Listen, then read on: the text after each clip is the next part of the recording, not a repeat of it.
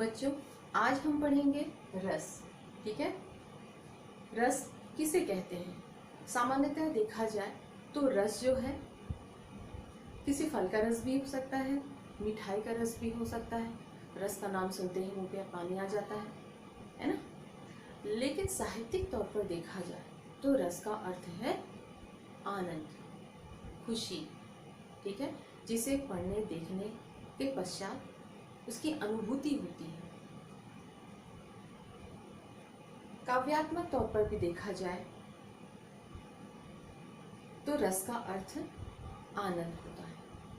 इसीलिए तो कहा गया है रस जो है काव्य की आत्मा है। ठीक है, क्या कहा गया है कि रस जो है काव्य की आत्मा है।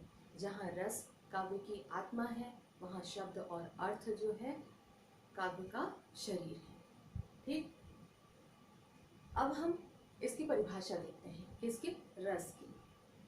किसी कविता, कहानी, नाटक, एकांकी आदि को पढ़ने, सुनने, देखने से पाठक के हृदय में जो अलौकिक आनंद की अनुभूति होती है उसे रस कहते हैं।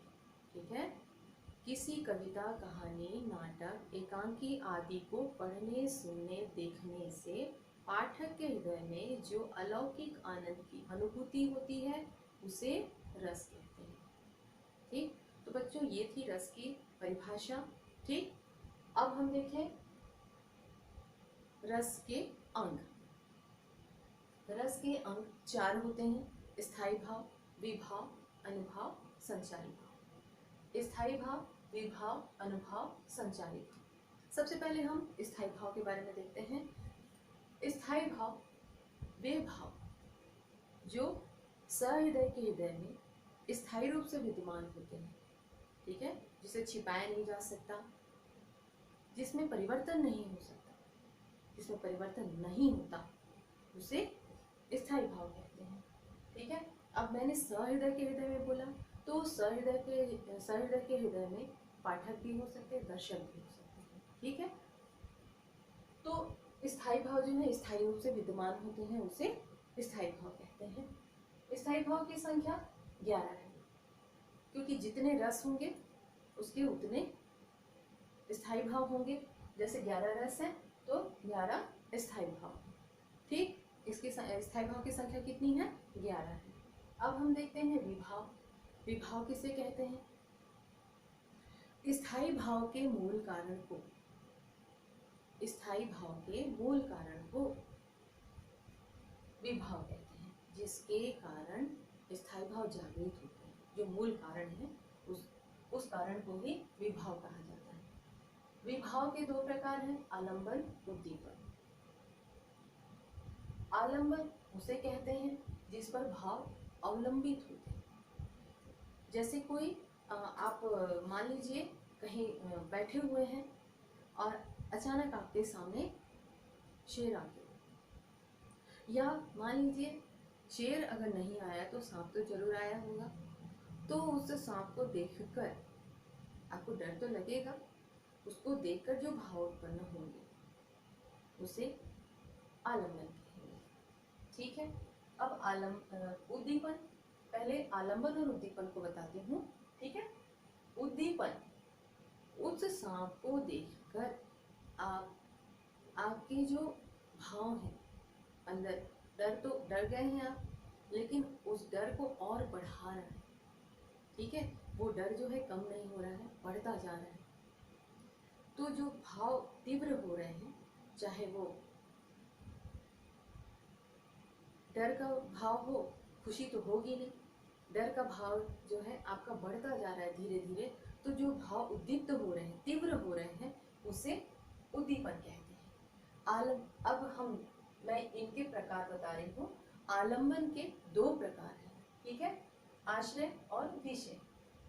आश्रय जिसके मन में स्थायी भाव उत्पन्न होते हैं, जिसके मन में रति हो, शोक हो, क्रोध, उत्साह, भय, ये जो भी स्थायी भाव उत्पन्न होते हैं उसे आश्रय कहते हैं। विषय जिसके प्रति, जिसके लिए जो स्थायी भाव उत्पन्न होते हैं उसे विषय कहते हैं।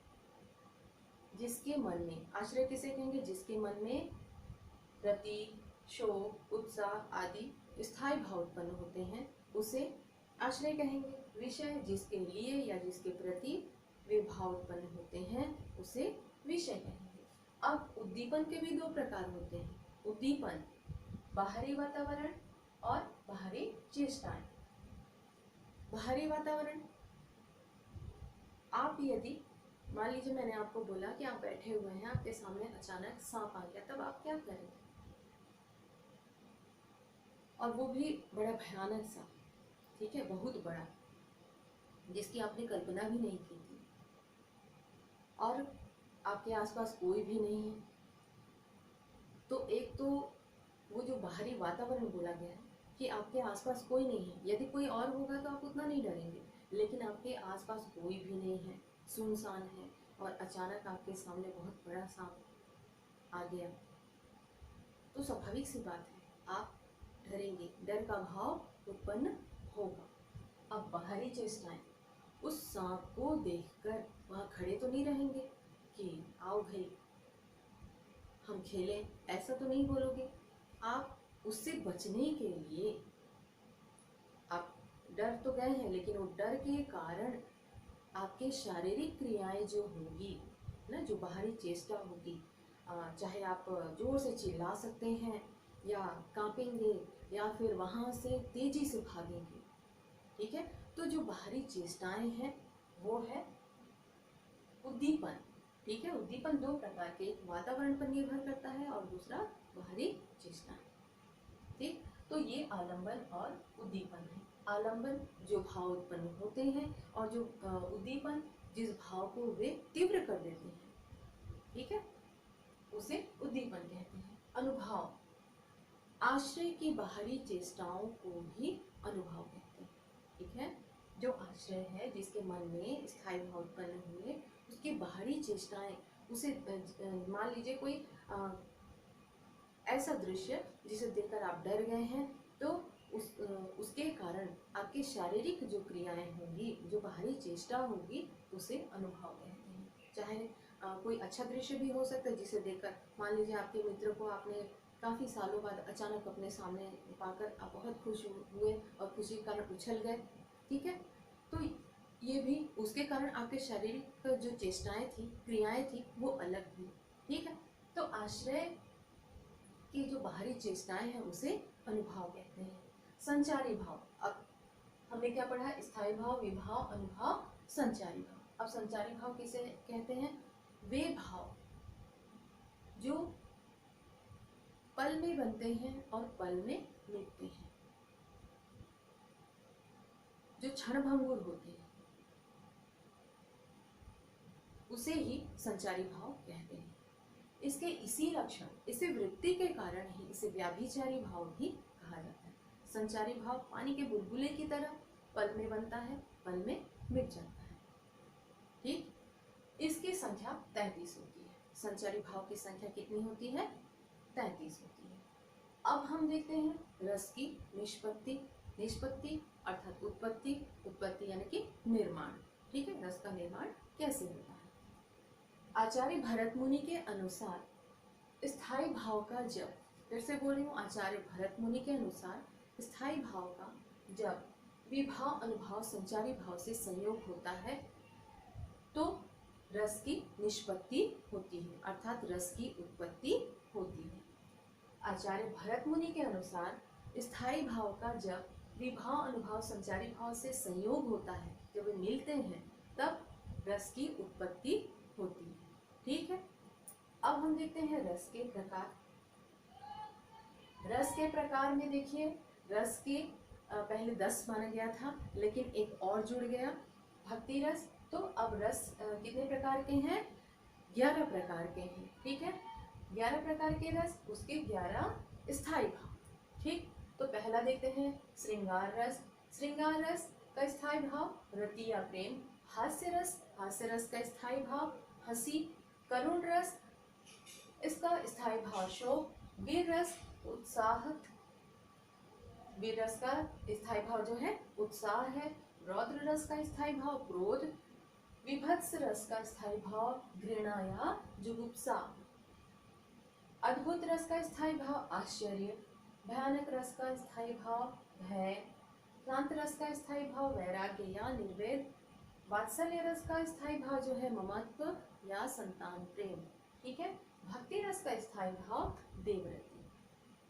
ठीक। तो बच्चों अभी हमने पढ़ा रस की परिभाषा, रस किसे कहते हैं ये भी जाना, और उसके अंग को देखा, है ना। अंग कितने प्रकार के हैं? 4 प्रकार के। स्थायी भाव, विभाव, अनुभाव, संचारी भाव। फिर स्थायी भाव कितने होते हैं? 11 होते हैं। फिर हमने देखा विभाव के 2 प्रकार, आलंबन, उद्दीपन। फिर आलंबन के 2 प्रकार, आश्रय और विषय। फिर उद्दीपन के 2 प्रकार को हमने देखा, बाहरी वातावरण और बाहरी चेष्टाएं। फिर हमने पढ़ा अनुभाव के बारे में कि अनुभाव क्या होता है। फिर संचारी भाव और उसकी संख्या कितनी होती है? संचारी भाव की संख्या 33 होती है। ठीक। अब हमने देखा यहाँ पर कि रस की निष्पत्ति, रस की उत्पत्ति कैसे होती है। फिर हमने देखा रस के प्रकार और उसके स्थायी भाव। आज के इस वीडियो में केवल यहीं तक। इसके पश्चात अगले वीडियो में इसकी परिभाषा को मैं आपको और अच्छे से समझाऊंगी। इसको अच्छे से पढ़ लेना, लिख लेना जरूर। ठीक। Thank you.